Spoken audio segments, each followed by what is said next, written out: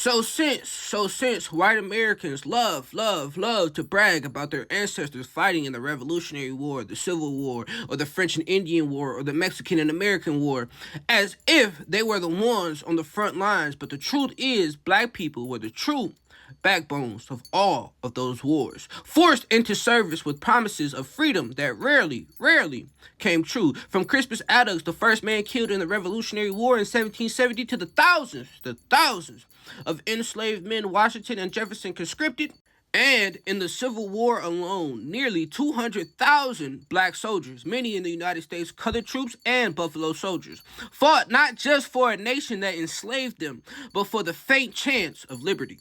While white officers reaped the credit and Jim Crow laws after 1877 erased their service, the same pattern repeated in World War I and World War II, where black veterans came home to segregation and lynch mobs instead of honor. This hypocrisy is global and not only seen in America. Mexico's second president, Vicente Guerrero, in 1829 was of Afro-Indigenous descent and was the one that abolished slavery and was unalived and made a treasonous for it. Yet today's Mexican leadership, like President Andres Manuel, to the current sitting president, Claudia Pardo, all have open acknowledgement of Jewish heritage. Shows how far the political landscape has drifted from centering black liberation. While the United States black soldiers built the country through wars they didn't start, only for whites to steal the victory, the land, and the narrative.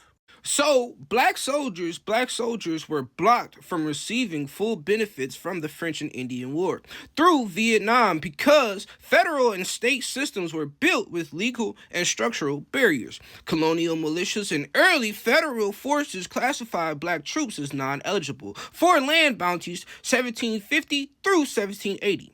Then the Indian removal policies and later the slave codes criminalized armed black resistance during the Seminole Wars, 1816 through 1858. And after the Mexican-American War, 1846 through 1848, black volunteers were denied land grants and pensions through race-based exclusions documented in War Department records. And after World War II, the 1944 GI Bill was written as a race-neutral federal law, but implemented locally through white-controlled banks, universities, and VA offices, resulting in less than 2% of black veterans receiving home loans or college access. While Jim Crow housing covenants, redlining maps, and state university segregation kept benefits out of reach. And then, during Vietnam, 1955, all the way through 1975, black soldiers were disproportionately drafted, placed in frontline combat, and returned to communities blocked by discriminatory VA lending, urban renewal displacement, and the 1971 suspension of benefits rule. Which cut aid for veterans arrested during anti-war or civil rights protests. In every era, the combination of race-based legislation, local enforcement practices, and institutional gatekeeping ensured black soldiers risked the most but received the least. Documented, and per the National Archives, the VA's historical reports, and the congressional records and academic analysis from Howard, MIT, and the Equal Justice Initiative. So the Seminole Wars were not simply Indian wars, but a U.S. campaign to destroy the largest network of free black societies in the country. Groups like the Black Seminoles, the Maroons, and many autonomous African descended people who lived outside plantation control and were not even counted in the census, which is why the often quoted 40% enslaved statistic in Florida only refers to enslaved people living on U.S.-controlled plantations in the north and the center of the territory. Not the majority of black Floridians who were actually free, self-governing, or aligned with Seminoles in the frontier and the Everglades region. These black communities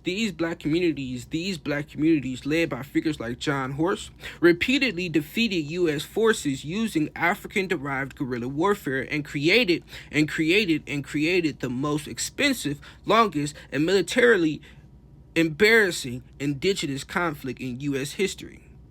One that mirrored black resistance happening across the Americas. From the Stoner Rebellion of 1739 to Gabriel's Rebellion of the 1800s, the 1811 German Coast Uprising, Denmark's Versailles Conspiracy of 1822, Nat Turner's Revolt of 1831, the Maroon Camps of the Great Dismal Swamp, the Black Resistance in the Haitian-led Louisiana uprisings, and countless plantation rebellions suppressed before reaching the record books. The truth is that the Seminole Resistance was part of a nationwide pattern of black Americans fighting for liberation long before the Civil War. And it became the most successful of them all. So threatening to the slave system that the U.S. later rewrote it as an Indian conflict to hide the reality that black people had built sovereign communities, waged organized warfare, and nearly destabilized American slavery itself. A fight that pushed freedom forward, even though we still aren't truly free today. Go. Okay, don't forget, bitch, I'ma hold a grudge.